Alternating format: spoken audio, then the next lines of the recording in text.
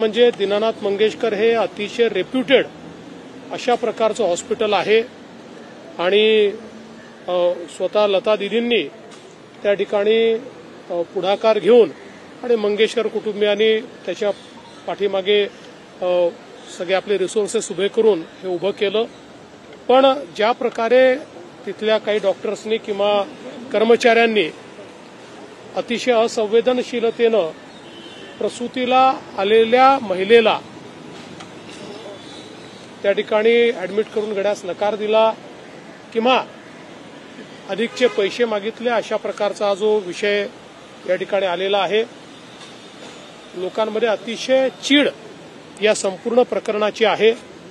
विशेषतः धर्मदाय रुग्णालयांनी आपली भूमिका योग्य प्रकारे निभावली पाहिजे अशा प्रकारची आपली सर्वांचीच अपेक्षा आहे आणि म्हणूनच या संदर्भात मी एक हाय लेवल कमिटी तयार केलेली आहे जी या घटनेचा तर त्या ठिकाणी तपास करेलच, पण त्याचसोबत अशा घटना होऊ नये म्हणून धर्मदाय रुग्णालयांवर कशा प्रकारे आपल्याला नियंत्रण करता येईल आणि विशेषतः मेडिकल एथिक्स हा एक महत्वाचा विषय आहे की अशा प्रकरणी पैशाची चिंता न करता त्यांना ऍडमिट करून घेणं हे गरजेचं होतं।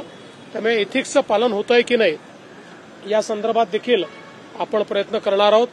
खरं म्हणजे स्वतः जो आमचा मुख्यमंत्री कक्ष आहे त्यांनी देखील या प्रकरणामध्ये लक्ष घातलं होतं, परंतु दुर्दैवाने योग्य प्रतिसाद हा त्या ठिकाणी रुग्णालयाकडनं काही मिळालेला नाही आणि म्हणूनच आता अशा प्रकारच्या घटना पुढे होऊ नये म्हणून अतिशय कडक अशा प्रकारची कारवाई या ठिकाणी करण्याचा आमचा मानस आहे।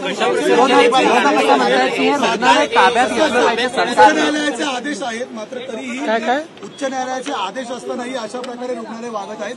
दुसरी महत्वाची गोष्ट, जो निधी असतो जो निर्धन रुग्णांच्या खात्यावर जमा करायचा असतो त्याचीही पारदर्शकता अद्याप रुग्णालय देत नाहीत। अशा रुग्णालयांना काय सांगणार? आता असं आहे की आपण याच अधिवेशनामध्ये या संदर्भातला कायदा पारित केलेला आहे, कारण या सगळ्या रुग्णालयांनी अनेक रुग्णालयांनी अशा प्रकारे एक भूमिका मांडली होती की जो उच्च न्यायालयाचा आदेश आहे तो ज्यांनी अतिरिक्त फायदा घेतला त्यांनाच आहे आणि आम्हाला तो आदेश नाही आहे आणि म्हणून आपण त्या संदर्भातली स्कीम तयार केली आणि आता जे अधिवेशन आपलं झालं या अधिवेशनामध्ये कायद्याने आता हे अधिकार आपण त्या ठिकाणी धर्मदाय या संस्थेकडे घेतलेले आहेत।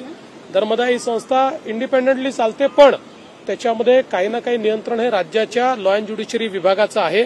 त्यामुळे त्या लॉ अँड ज्युडिशरी विभागाच्या माध्यमातून अशा सगळ्या हॉस्पिटलवर हे एन्फोर्स करण्याच्या दृष्टीनं आपला प्रयत्न आहे।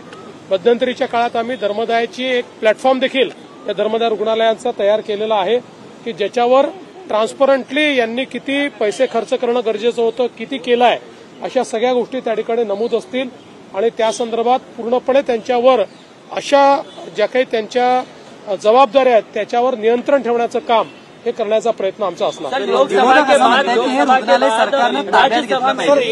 असं आहे की रुग्णालय ताब्यात असं घेता येत नाही, भावना आणि कायदा या दोनमध्ये फरक असतो।